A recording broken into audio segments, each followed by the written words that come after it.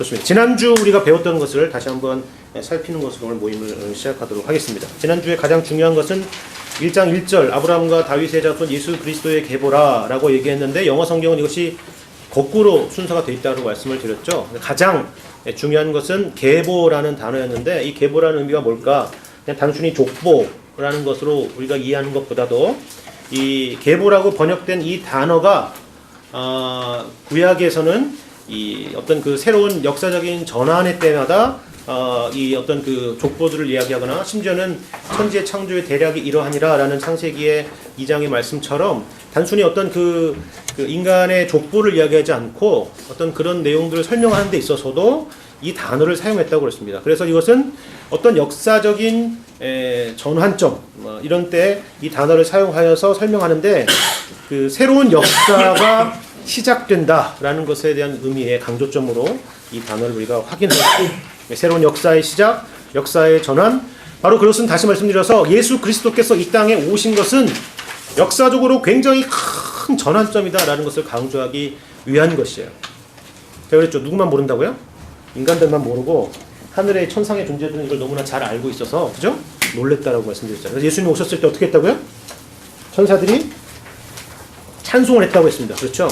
그냥 뭐 크리스마스 때 해가지고 뭐 천사들이 찬송했나보다 이런 차원의 얘기가 아니라 그만큼 이거는 천상의 세계에서도 충격적인 일이고 놀라운 일이기 때문에 하나님의 하나님의 독생자 예수 그리스도가 이 땅에 오셔서 낮아지심이 놀라운 역사적인 사건이라는 것을 우리에게 가르쳐주는 것이다라고 말씀을 드렸습니다.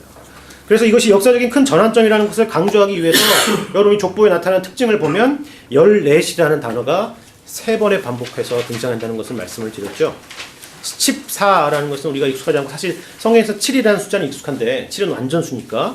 근데 14라는 것을 하는 것은 물론 학자들마다 다양한 의견이 있지만 완전하고 또한 완전하다 이런 의미라고 생각하면 되겠죠.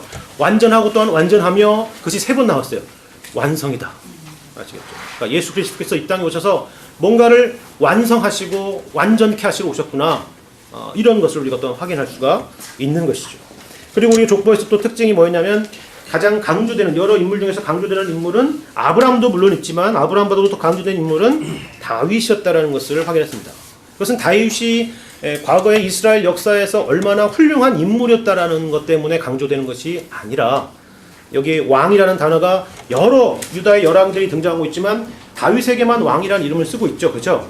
그 다윗의 왕권, 다윗에게 주신 언약 때문이라는 것을 여러분 기억하시면 좋겠어요. 그래서 사무엘하 7장 12절 13절에 이렇게 말씀하고 있는데 제가 한번 읽어드릴게요.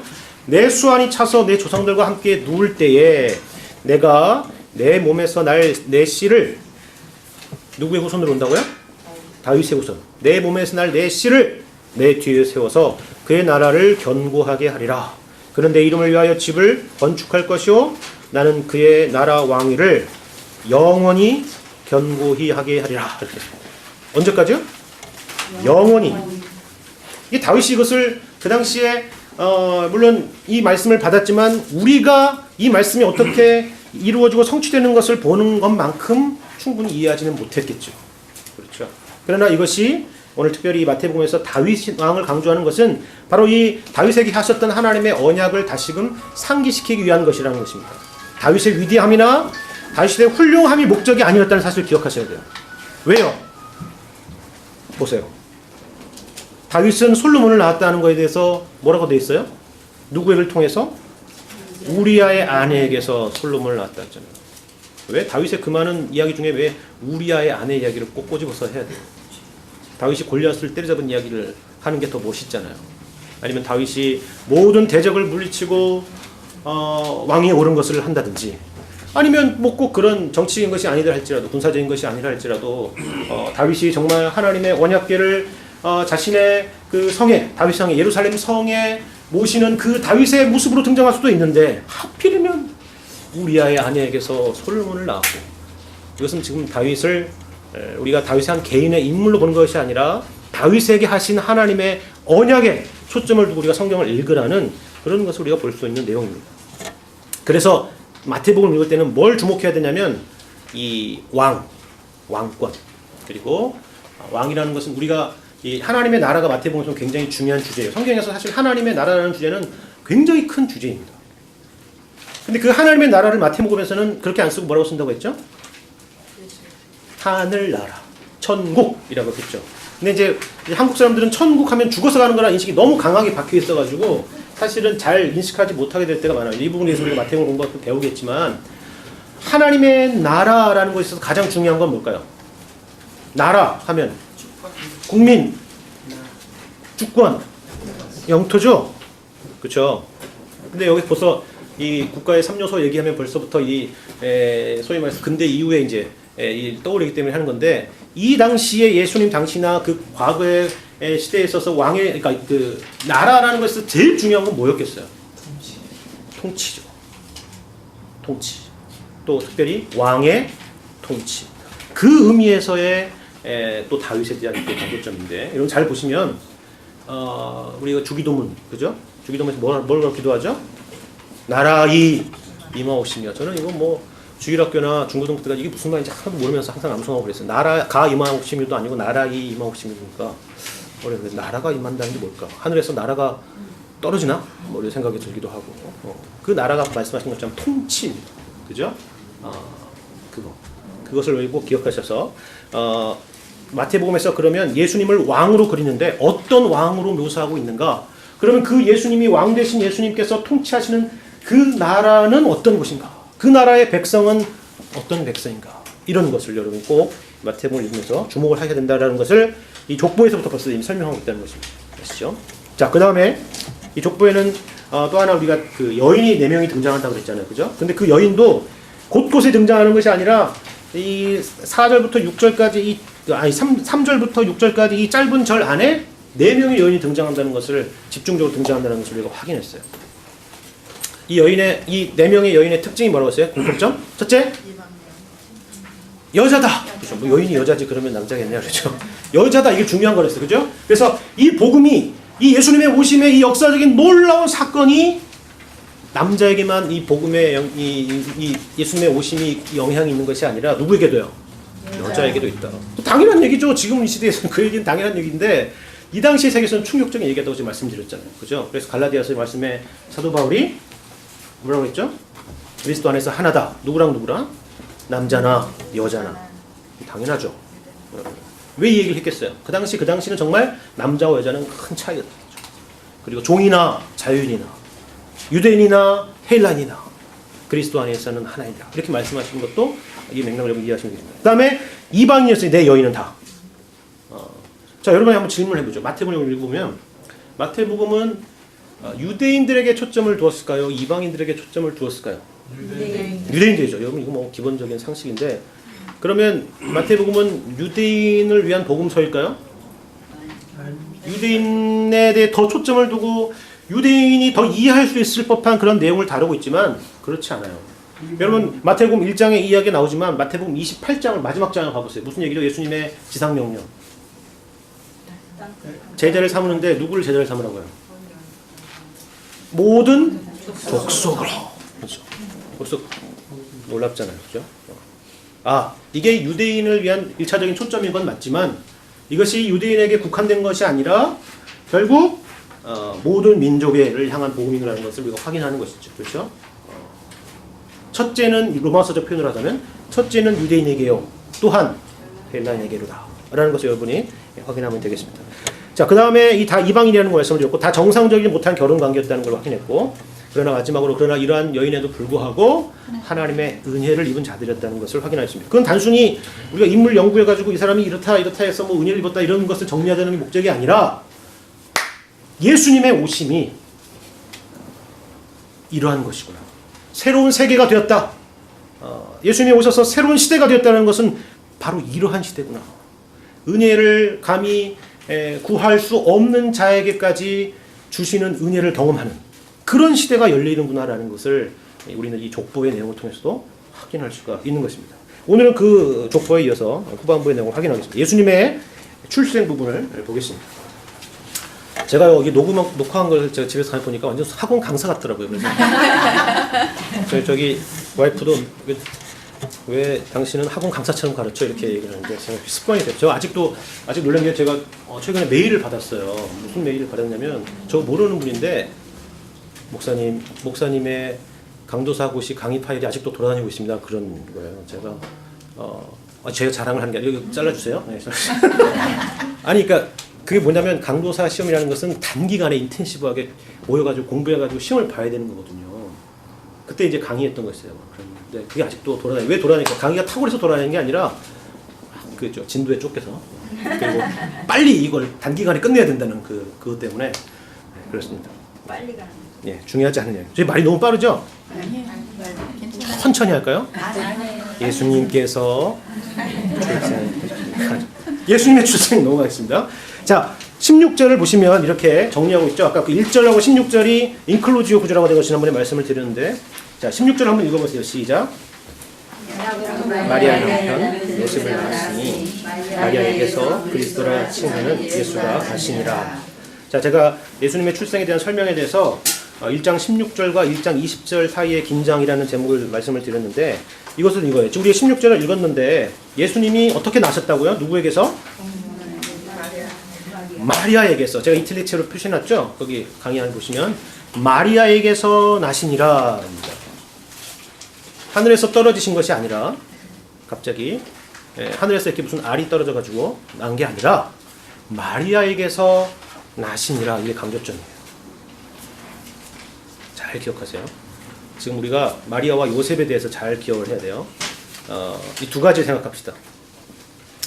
마태복음은요, 마리아와 요셉의 가정에서 태어난 예수님인데, 마태복음은 마리아와 요셉 중에 혹시 누구를 강조하는 걸까요? 누구에 대한 이야기를 더 초점을 두고 있을까요?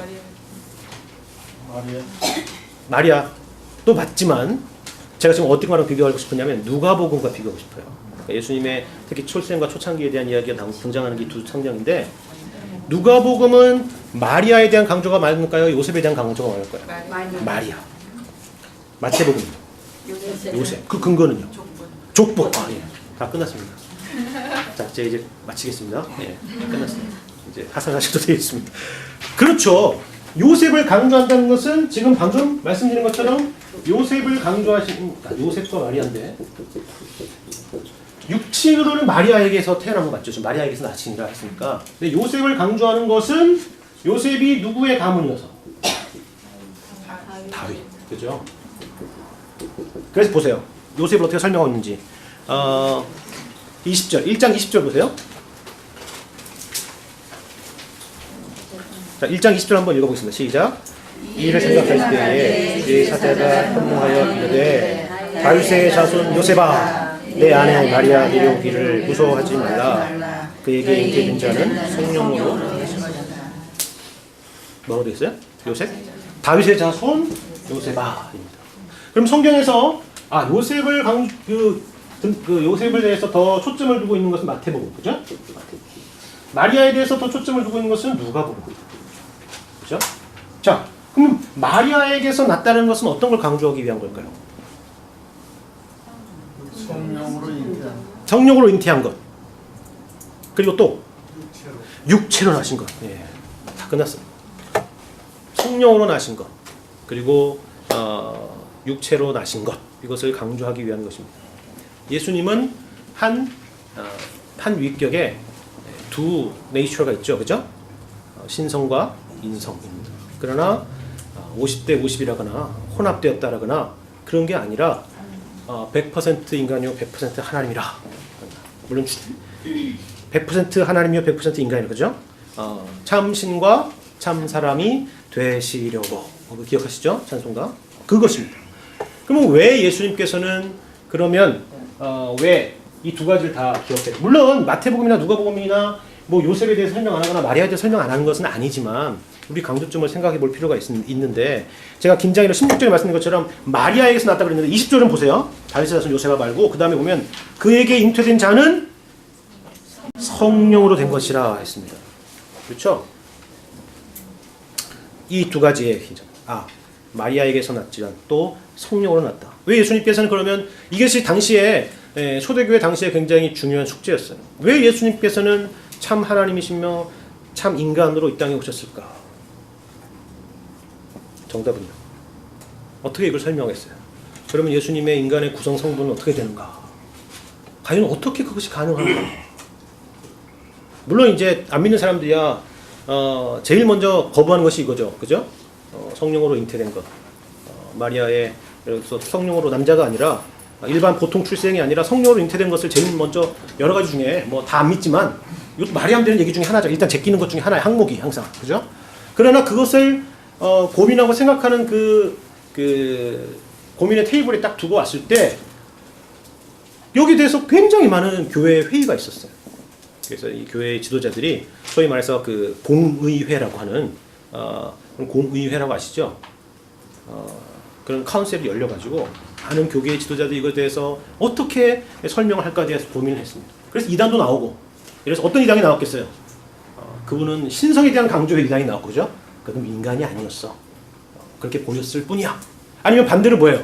그분은 인간일 뿐이었어. 이렇게 가는 거죠. 그렇죠?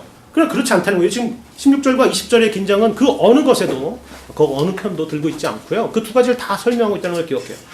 그러나 당시에 초대교회 당시에 어떻게 그럴 수 있을까라는 것에 대해서 고민하고 있다가 답이 안 풀렸어요. 어떻게 풀리겠어요? 이게 신비인데. 그러나 이 문제가 어떻게 풀렸냐면 how의 문제를 풀지 않고 why의 문제를 풀었을 때 답이 해결됐습니다. 그것은 무엇입니까? 우리의 구원을 위해서다. 만약에 그분이 신성만 가지신 분이라면 그분이 이루신 구속의 사역이 우리와는 아무 상관이 없습니다. 그러나 그분이 인간인 뿐이었다 그러면은 마찬가지로 그것은 우리의 우리는 구원을 받을 수가 없습니다. 인간으로는, 그죠? 죄인 된 인간으로. 그러면 예수님께서는 무죄한 인간으로 출생하셔야만 하는 그런 상황이죠, 그렇죠? 그래서 예수님께서 성령으로 잉태되어서 우리 가운데 인간으로 또 하나님으로 이 땅에 오신 것이다라고 설명했을 때 어떻게 한 설명이 아니라 왜 우리의 구원을 위한 것이다라고 얘기할 때 다 정리가 됐어요. 다 정리가 돼서 이게 다 만족하고 돌아갔다, 그죠? 뭐 그러진 않았겠지만 이것도 다 설명이 끝났어요. 정리가 다 됐어요. 기독론에 대한 설명 이해가 되시죠? 자, 그래서 이 16절과 20절의 긴장이라는 것을 말씀을 드린 것입니다. 자, 그런데 하나를 보세요. 이것도 중요한 부분. 여러분 이제 한번 듣는 것입니다. 자, 예수님께서 나신 것은 요셉과 마리아와 요셉을 통해서 나신 것은 이 둘 사이의 관계가 미혼 상태였어요? 아니면 기혼 상태였어요? 정혼 상태였어요. 정혼은 뭐예요? 약혼이라고 돼 있죠. 우리는 지금 성경에 약혼이라고 돼 있는데 여러분 그러면 약혼 때 이 당시에 약혼하고 이 정혼이라는 것은 사실은 좀 달라요. 그러니까 시대적인 간극을 문화적인 차이를 이해를 해야 되는데 우리는 약혼을 아직 결혼으로 간주하지는 않지요. 그러나 당시에는 특히 신명기 여러분 22장 23절 말씀 이후를 한번 읽어보시면 유대 사회에서는 정혼을 한 것을 거의 법적으로 결혼을 한 것으로 거의 간주를 했어요.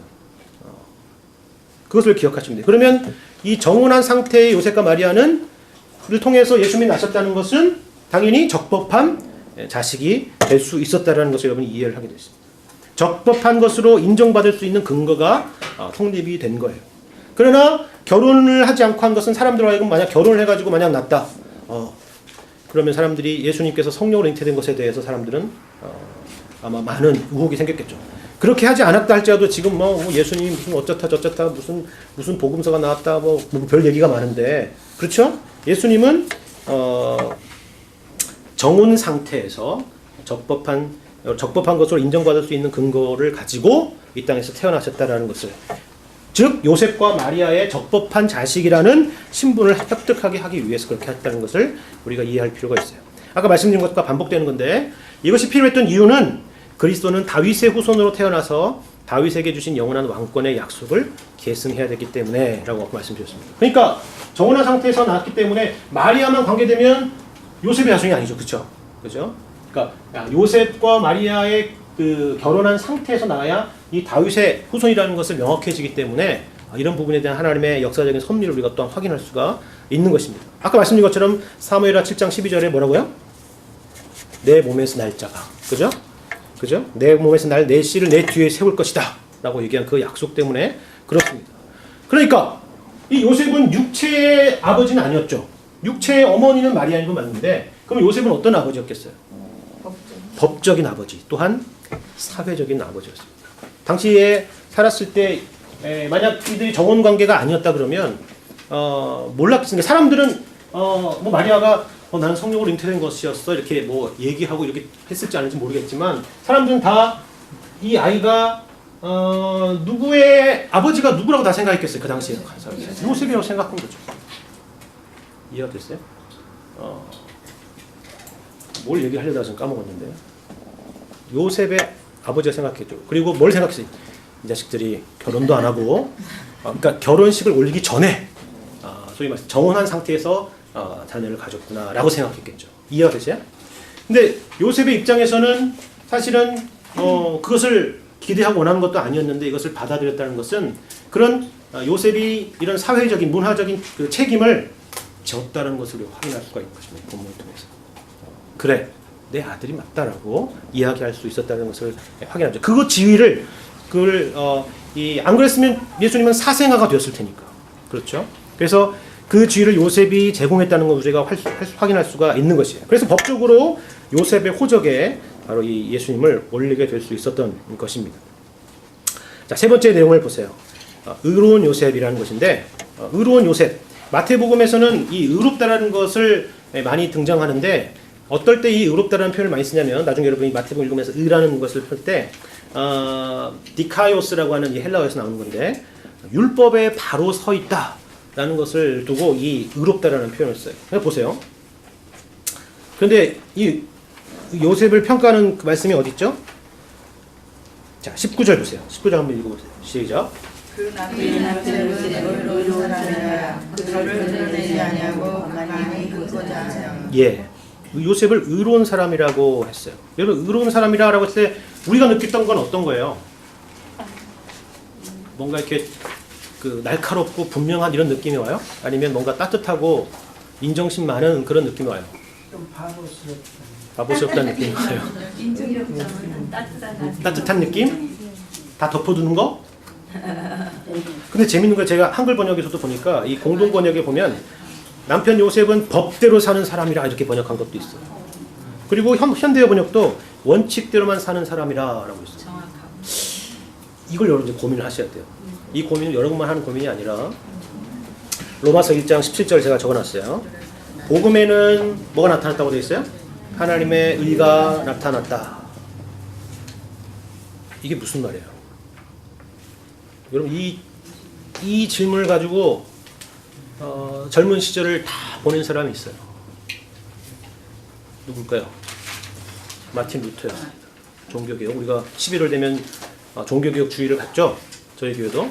그래서 저희 교회는 종교개혁 주일에 세례 성찬식도 하는데 이 마틴 루터가 비텐베르그 성당에 95개의 방문을 걸었던 그날을 기념해서 이제 종교개혁 주일을 개신교들은 갖고 있는데 마틴 루터가 이 고민을 했어요.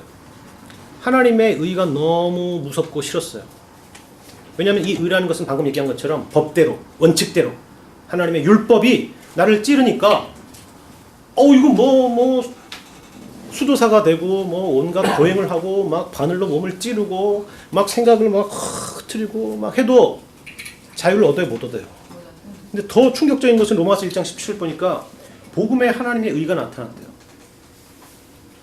율법에 하나님의 의가 나타났다 그러면 맞았지. 복음에 하나님의 의가 나타나는 게 어떻게 무슨 말이냐 라고 생각했어요. 그러면서 율법과 복음에 대한 이해를 어느 순간 새롭게 하게 된 것이죠. 그 종탑에 기도하면서 뭐 깨닫게 됐다고 얘기하죠. 그죠? 저희 교회 종탑이 있는데 한번 저기 올라가시면 여러분 혹시 그걸 깨닫게 될까요? 거기서 깨닫지 마시고 여기서 깨닫으시면 돼요.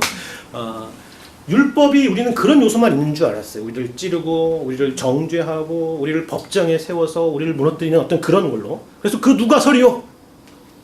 누가 감히 하나님 앞에 서리요? 그렇죠. 우리 시편의 기자의 고백처럼 그렇게 설 수 있는데 우리가 여기서도 우리가 확인하는 것입니다. 율법이 꼭 그러한 의미, 율법이라는 것이 그러니까 의롭다라는 것이 꼭 냉혹한 것이 아니라 상대방에 대한 깊은 어떤 이해와 배려와 긍휼이라는 것을 포함하고 있다는 것을 우리는 이 단어 안에서 확인할 수가 있는 거예요. 똑같은 단어야. 로마서 1장 17절과 마태복음 1장 19절에 어원상으로 똑같은 디카이오스라는 그 단어에서 나오는 것입니다. 그걸 배우는 거예요. 그런데 이걸 또 배우는 건 뭐냐면 상대방에 대한 그 이해와 긍휼과 어떤 그 배려를 포함하고 있다는 것이라고 해서 덮어놓는 것은 아니에요. 사랑하죠. 덮어놓고가 아니라 뭘까요? 그걸 누가 감수하는 거예요? 요셉이 감수.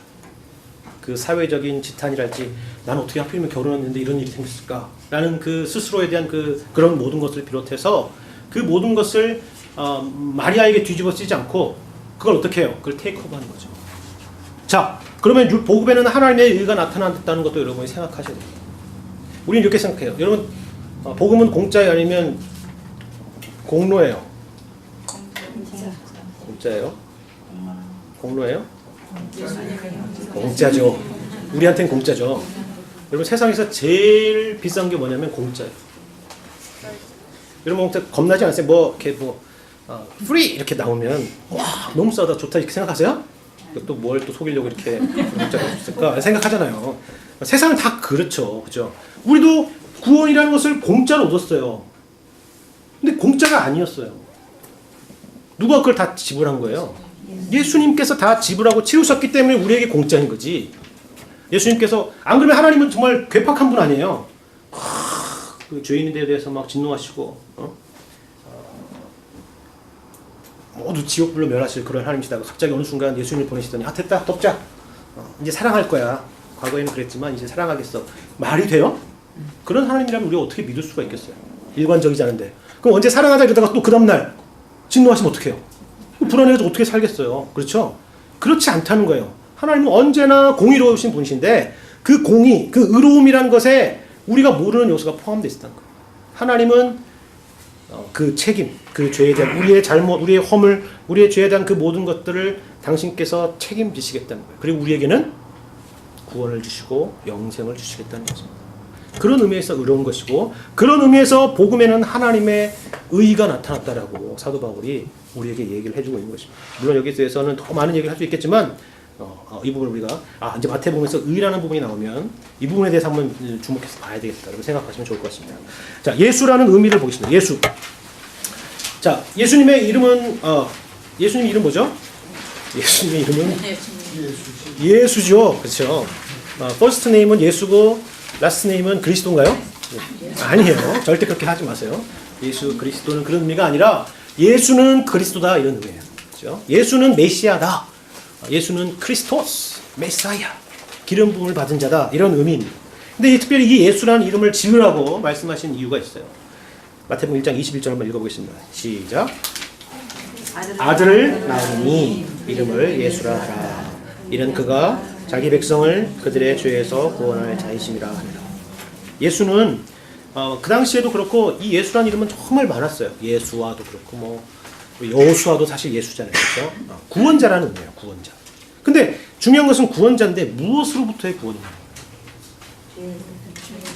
당시에 이스라엘 백성들의 구원관을 생각해 보세요. 그 당시에 그들이 요청하였던 어떤 메시아에 대한 구원관은 어떤 거였겠어요? 정치적인 해방, 군사적인 해방, 로마의 압제로부터, 그리고 그 타락한 이 헤로드 왕가로부터 예를 들어서 그런 것으로부터 해방이죠.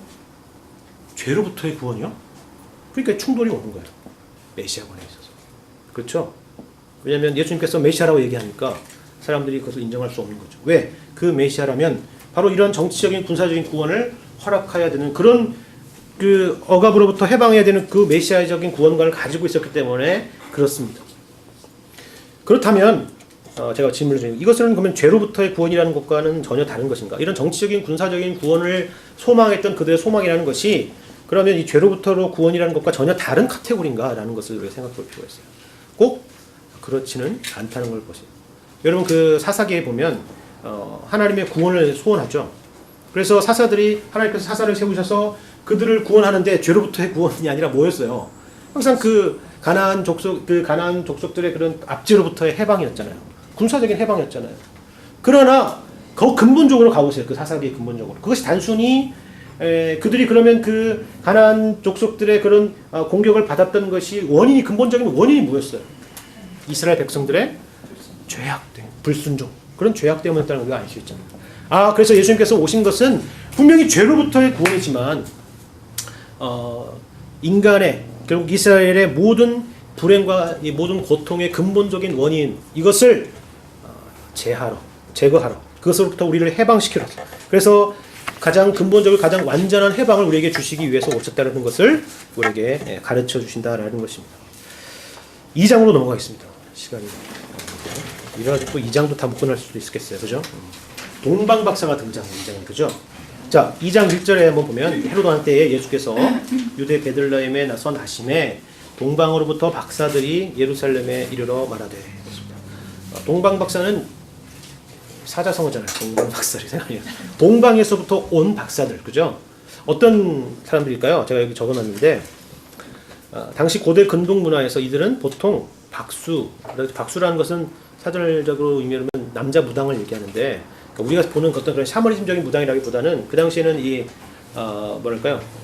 이 천지의 어떤 그런 걸, 그 점성술 혹은 뭐 천문학 이런 것들을 통해서 어떤 그런 미래를 예측하고 또 길흉을 점치는 그런 사람들이 있었죠.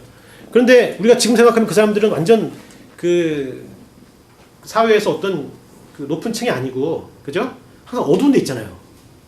찾아가려면 한국에서도 이렇게 무당들 찾아가려면 되게 좀 으슥하고 어둡고 이렇게 골짜기 같은 데 찾아가야 있죠. 이렇게 어디 청와대에 있습니까? 그렇지 않잖아요. 그러나 당시에는 어땠을까요? 당시에는 이들이 굉장히 최고의 지식인들이었다는 걸 우리가 기억할 필요가 있어요. 어디서 보면 알 수 있어요. 다니엘서 여러분 읽어보시면 그 당시에 최고의 지식인들, 왕이 지혜를 물을 때 누구를 찾아요? 바로 이들을 찾잖아요. 그러니까 그 당시에는 이것이 굉장히 그들은 굉장히 탁월한 지식인들이었어요. 그런데 이것이 밀려나게 됐죠. 무엇이 대체하면서? 하나님 대체한 게 아니고 과학이 대체하면서. 그럼 여러분 생각해 보세요. 하늘을 보고 천지의 어떤 그런 것들을 보면서 길흉을 점치는 게 어리석은 거예요? 아니면 과학적인 원리를 통해서 미래를 예측하는 게 어리석은 거예요? 뭐가 달라요? 뭐가 더 탁월해요? 그렇게 얘기하기가 어렵죠. 여러분, 그래, 과학이 그래요. 그것을 대체했어요. 그래서 인간이 행복해졌나요? 그래서 인간은 미래를 잘 예측하고 그래서 모든 사람들이 행복하게 지내게 됐나요? 그렇지 않습니다. 똑같습니다. 사실은. 다른 것은 없습니다. 인간은 인간의 어떤 그런 지혜와 인간의 그것을 통해서 하나님을 알 수가 없고 인간의 궁극적인 행복을 가져다 줄 수가 없습니다. 그러나 하여튼 그 당시에는 그 동방에서 온 박사들은 당시에 최고의 지식인들이었을 것이다 라는 우리가 대충 상상해 볼 수 있어요. 그 당시 맥락에서 보자면. 그래서 어쩌면 다시 자기 나라와 민족을 대표하는 사절의 목적으로 왔을 가능성도 있습니다. 근데 이들이 찾은 왕은, 재미있는 것은 일반적인 왕이나 통치자와는 다른 특별한 인물이었을 거라고 생각이 들어요. 왜요? 자, 유대에서 왕이 났다 그러면 어딜 먼저 가야 돼요? 왕궁에 가야죠. 궁전에. 여기 혹시 왕자를 낳으셨습니까? 가야죠. 보세요, 성경.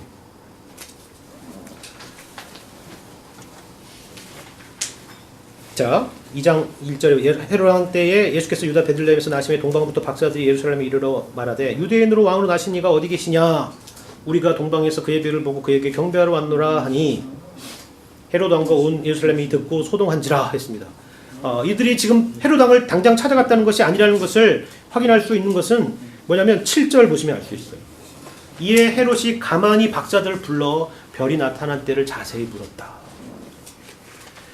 왕궁을 찾아간 것이 아니라 이 사람들은 와가지고 수소문을 하고 다녔어요. 그리고 또 하나 우리가 확인할 수 있는 것은 2절에 보시면 유대인의 왕으로 나신 이가 어디 계시냐라는 거죠. 자, 보세요. 성경에는요, 잘 보세요. 당시에 유대의 왕, 유대인의 왕, 헤롯한테는 이 유대인의 왕이라는 표현을 쓰지 않아요. 유대의 왕이죠. 유대 지역을 다스리는 왕이라고만 쓸 뿐 유대인의 왕이라는 표현을 쓰지는 않습니다. 그리고 과거 이스라엘을 다스리던 왕들에 대해서도 이런 명칭을 쓴 예는 없어요. 누구에게만? 오직 앞으로 오실 다윗의 후손, 이스라엘의 진정한 왕, 그 메시아를 가리키는 특별한 뜻으로만 이 유대인의 왕이라는 표현을 썼다는 거예요. 마태복음에서 그래서 다른 27장에 보면 그런 말씀, 27장 11절 보겠습니다. 예수께서 총독 앞에 섰음에 총독이 물어 이르되 내가 유대인의 왕이냐? 예수께서 대답하실 때 내 말이 옳도다. 예수님은 부인하지 않았습니다. 예수님이 누구라고요? 유대인의 왕이라고 스스로 말씀하셨습니다. 그 유대인의 왕이라는 것은 어떤 의미라고요? 무엇을 얘기한 거라고요?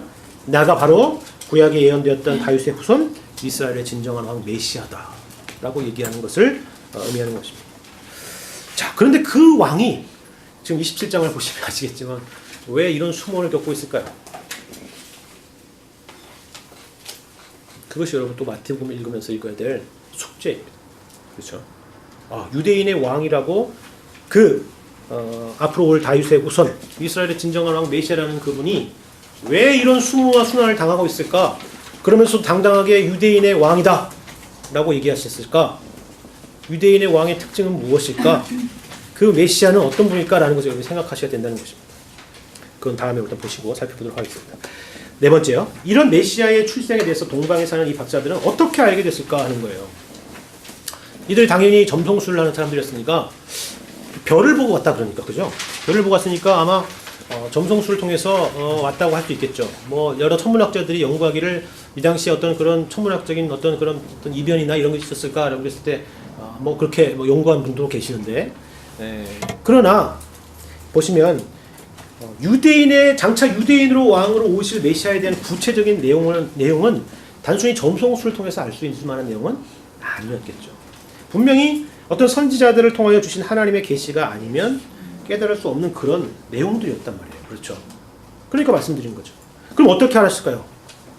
우리 그 박사들을 보면 알다시피 헤로데게로 돌아가지 말고 너희 집으로 빨리 돌아가 이렇게 얘기한 건 뭘로 나타났어요? 꿈으로. 그러니까 분명히 하나님께서 이 꿈이라는 계시를 통해서 이들에게 말씀하시지 않았을까라는 생각도 우리가 할 수가 있고, 이 동방에 있던 사람들이라면 아마 이 유대인들이 디아스포라 유대인이 그 당시만 해도 많이 흩어져 있었기 때문에 유대인들 사이에서 들려졌던 그런 이야기들, 그죠?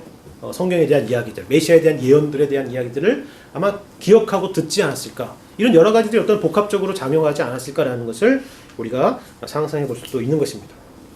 그리고 또 헤롯이 이 일을 가볍게 여기지 않고 이 대제사장들과 성경에 능통한 서기관들을 불러 모으고 그리스도가 어디서 출생하겠느냐고 물은 것도 바로 이 동방박사들이 찾은 인물이 유대인의 왕, 곧 메시아라고 하는 특별한 인물이었기 때문이라는 것을 우리가 알 수가 있습니다.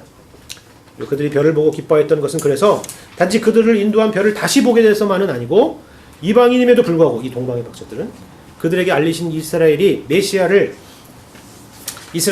저들도 간절히 사모하기 때문에 이제 그 별을 보고 다시 기뻐했을 거라는 거죠. 그죠? 이렇게 설명하는 것은 일종의 그 대조입니다. 지금 이 동방의 박사들과 누구를 대조시키는 거예요? 이스라엘의 종교 지도자들과 대조시키는 거예요. 이거는 마태복음에서도 계속 또 등장하는 변주곡이기도 합니다. 어떻게 해요?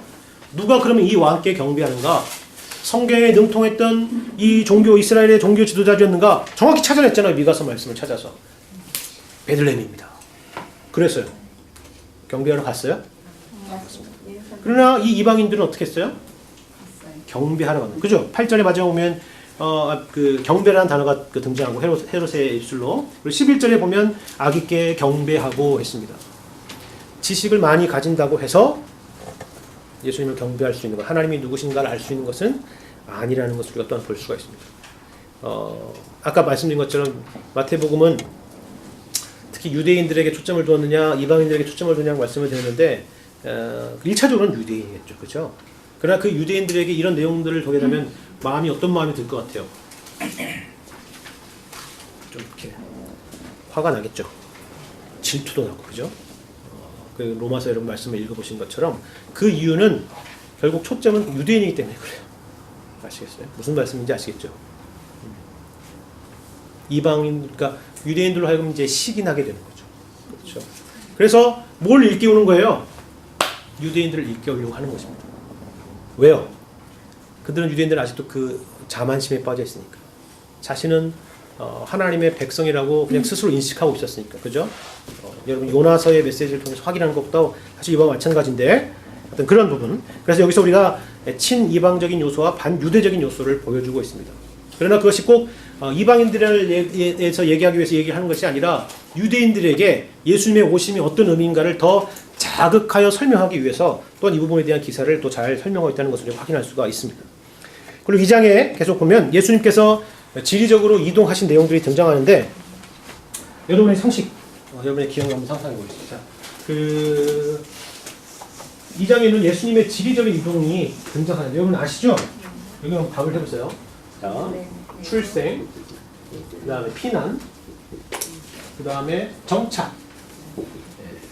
자, 출생은 어디야? 베들레헴. 피난은요? 애굽. 그죠? 혹시 그 성서 제2답사 이런데 뭐 이집트에 갔다 오신 분은 뭐 예수님께서 잠깐 피신하실 동시에 여기다 이렇게 나와 있는 그 지역을 보게 됐잖아요. 그런 분이 여기 애굽. 우리 사실 이거 잘 생각 안 하게 되잖아요, 여기 그죠?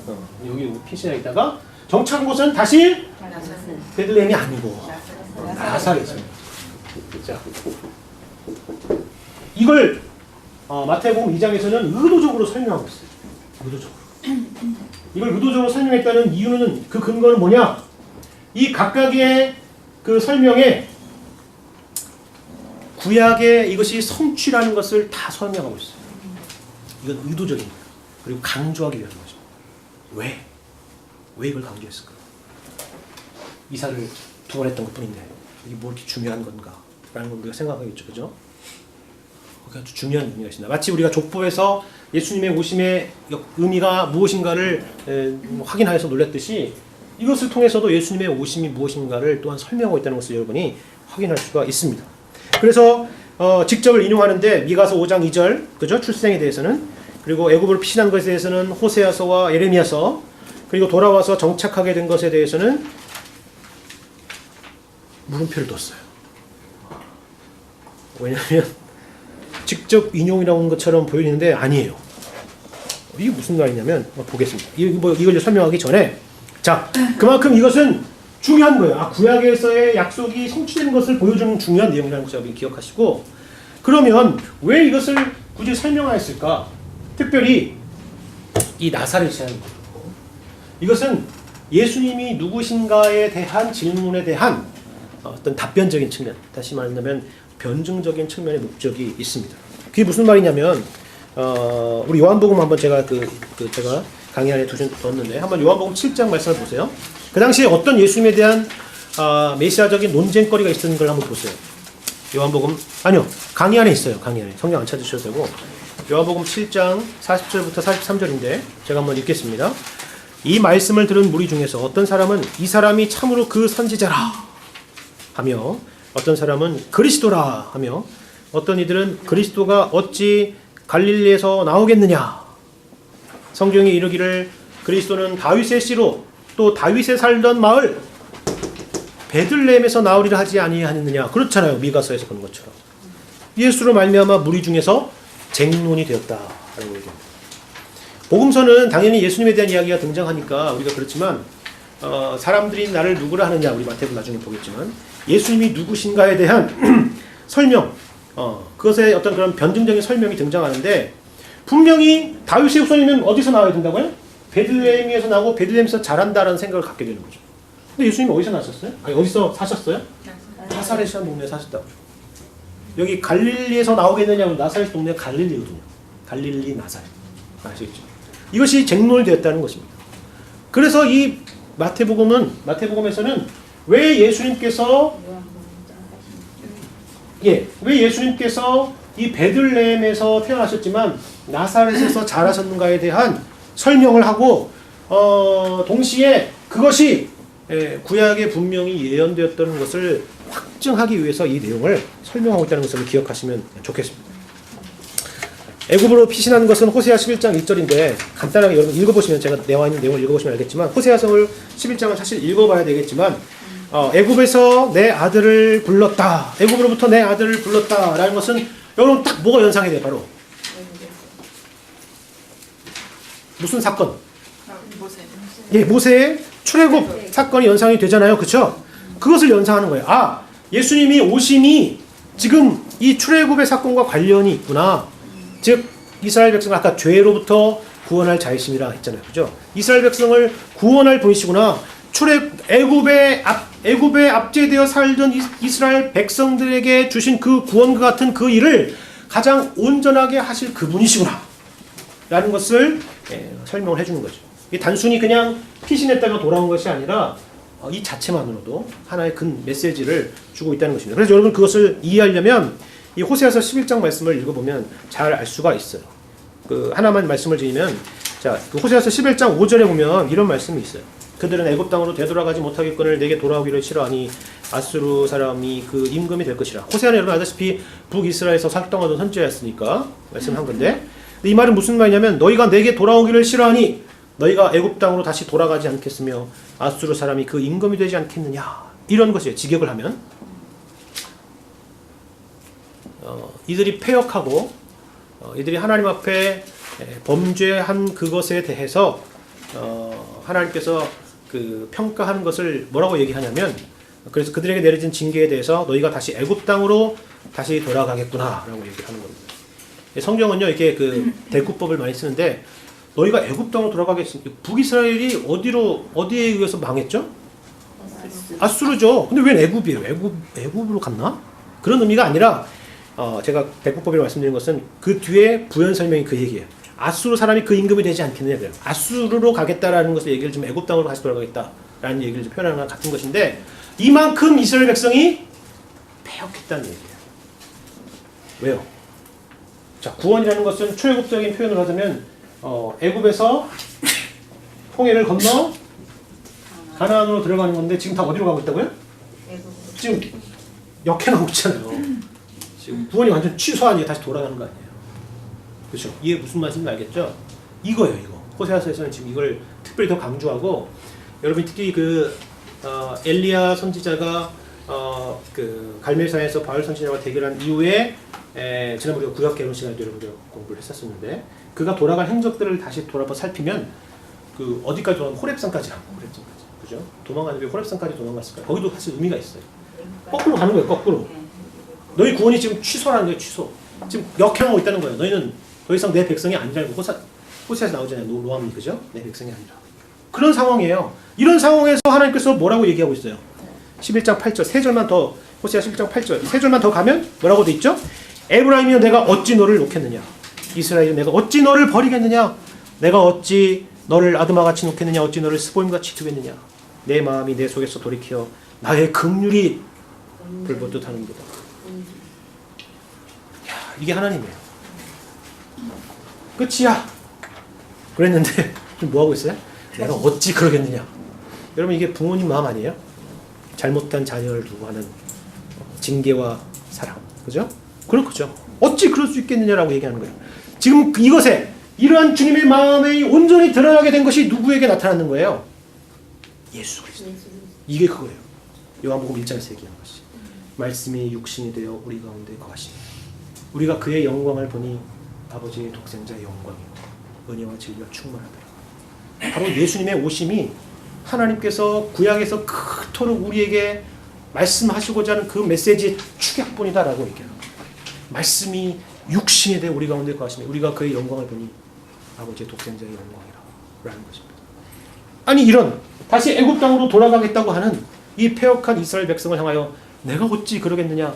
그 이유는 뭐예요? 근거는 나의 긍휼이 불붙듯 하는도다 라고 얘기하는 그것이, 그런 죄악에도 불구하고 나의 긍휼로 인해서 너희를 구원해야 되겠다라는 마음을 가지시는 그 하나님의 마음이 온전히 드러나게 된 것이 바로 예수 그리스도라 라는 것을 우리에게 설명해 주는 것입니다. 시간이 다 됐습니다. 그렇죠?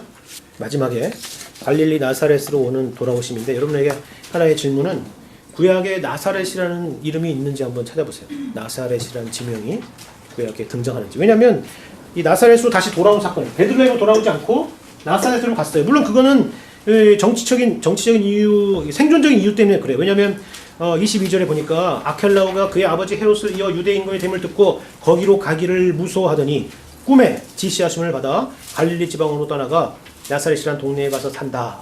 이는 선지자로 하신 말씀에 나사렛 사람이라 칭하리라 하심을 이루려 하심이라 라고 했습니다. 그러면 여러분 딱 찾아야 돼요. 선지자의 말씀에 나사렛 사람이라 칭하리라 하는 그 말씀이 그러면 구약에 있겠구나. 우리가 봤던 것처럼 미가서나 호세아서나 예레미야서나 이런 것처럼 있어야 되잖아요. 그렇죠? 여러분 각주를 보세요. 여러분 성경, 좋은 성경 가지고 있는 분 각주 있죠, 그게? 이사야서 11장 1절. 여러분 11장 1절 가보세요. 그 말씀 있는지. 없어요. 그 외에 히브리어로 나셀이랑 비슷한 단어가 나오긴 해요. 발음이. 그러나 과연 그것을 의미한 것인가에 대해서는 사실 의문이에요. 그죠?